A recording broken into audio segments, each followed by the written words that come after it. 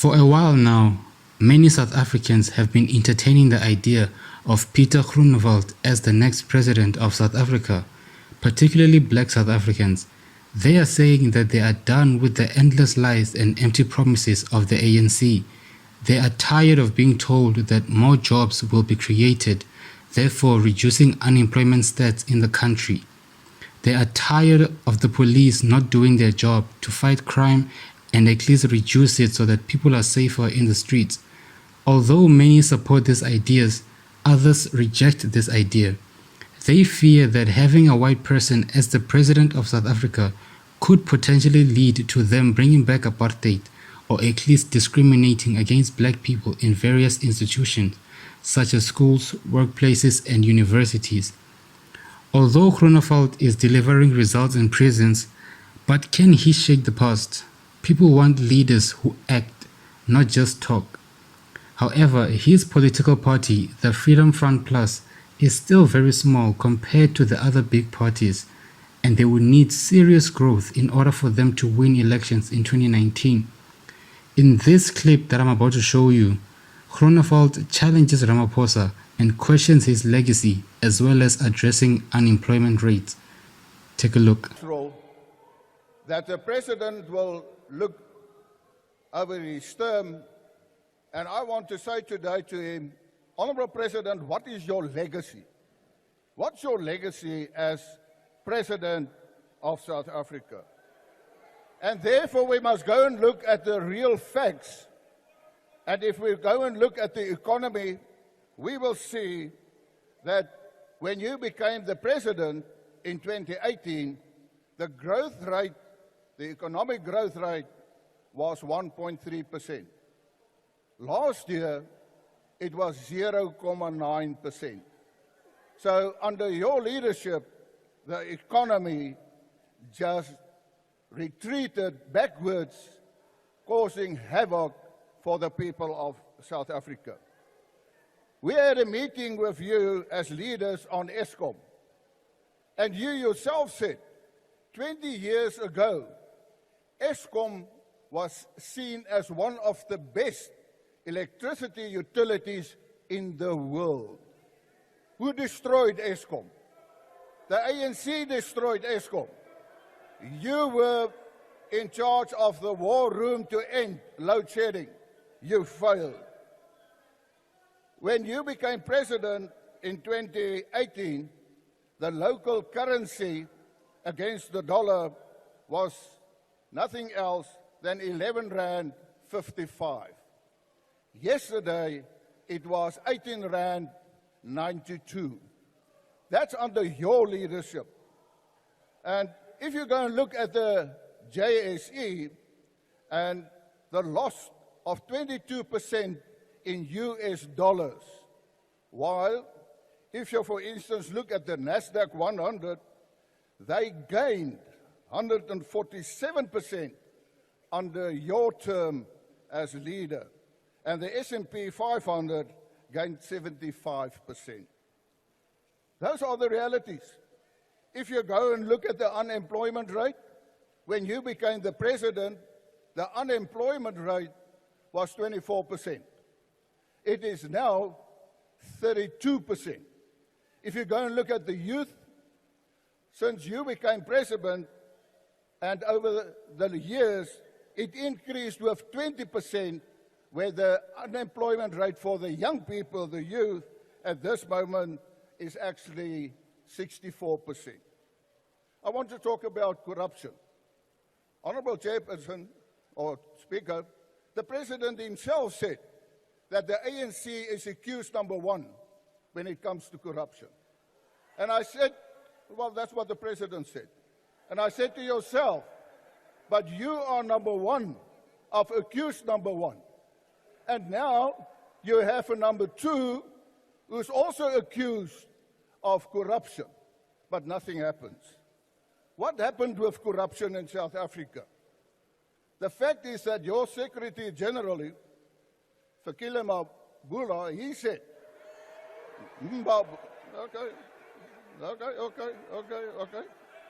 Fikile Mbalula, he said that they lied to protect the former president in terms of corruption. The ANC must use its position to defend and to protect the previous president. Honorable President, if you look up at the wall there, you will see there's a banner of Parliament oversight and accountability. There was no accountability. There was no oversight. And it comes to you as well as the next president after Zuma. When they came to the Pala issue, it was this ANC in Parliament who protected you. Why? You said you did nothing wrong. Why didn't you come forward and be accountable to the people of South Africa? I want to quote what the Archbishop, Bishop Stanley Makgoba said. He said, and I quote, "It is frightening to realize that as a society, we've become so worn down by lies, corruption, and incompetence that we're no longer interested in finding out the truth. We've been captured by lies." Close quote. I want to talk about crime in South Africa.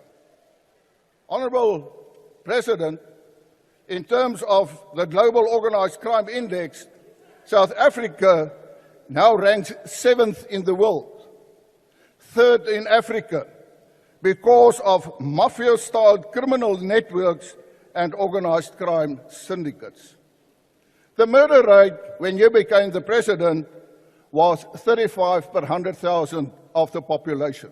It is now 45 per 100,000 of the population. U agbare president het in New York ontken dat daar so iets is soos plaasmoorde in Suid-Afrika. Ek moes 'n paar debatte met u gevoer het nadat u minstens erken het dat daar wel plaasmoorde is. En u het daarom 'n mate daarvan gesê dat u dit veroordeel. Agbare president, ons sê ons is almal gelyk voor die reg. My vraag is, wat het gebeur in Groblersdal? Die agbare minister van polisie en die agbare minister van justisie gaan gewone hofsaak by waar daar besluit moet word of daar byl gegee gaan word of nie. Het hulle nie werk om te doen nie? Hoekom gaan hulle soontoe? Hulle gaan soontoe want hulle het 'n politieke motief. En daardie motief is om die voorsittende beampte te intimideer. Daar word nou van 3 jong mense verwag om te gerapporteer het. Hulle het gerapporteer. Ek het persoonlik 'n klag gelê teen Julius Malema in 22 sowel as in 23 waar hy uitings maak van shoot to kill. And a revolutionary must not be scared or afraid to kill. Die klagtes is gelê. Hoekom word hy nie gearresteer nie? Dat hy ook gaan aansoek doen, verborg. U is besig onder u leierskap om ongelykhede te skep. Hierdie manne het hulle self gaan oorgee. Hulle is geregtig om borg te kry. Ek wil praat oor hongersnood. Agbare president, u departement van gesondheid sê dat ongeveer dat meer as 15,000 kinders sterf jaarliks in Suid-Afrika. En 1/3 van daardie kinders sterf as gevolg van honger. Dit beteken 10,000 kinders sterf basies jaarliks weens honger. In KwaZulu-Natal, noord van Durban, is daar kinders wat sand eet sodat hulle net kan voel hulle het iets in hulle maag. But you, Honorable President, you have a plane named Inkwazi, and I want to say that there's also a restaurant in that plane, the Inkwazi restaurant, where you wine and dine at a rate of 24,000 rand per person. So you wine and dine for 24,000 rand per person in the Inkwazi restaurant, while children of South Africa are dying because of hunger. You, the Commander-in-Chief, did you investigate? If you did, what is the result? And if you did not investigate, why not? Because that means that you don't feel for the hungry people of South Africa. I want to say, and I again want to quote what the Archbishop said. He said, "Meanwhile, as politicians begin to realize they may not be in power after the next election, their deception, scams, and fraud grow more blatant by the day as they grow hungrier and hungrier for the ill-gotten proceeds of power.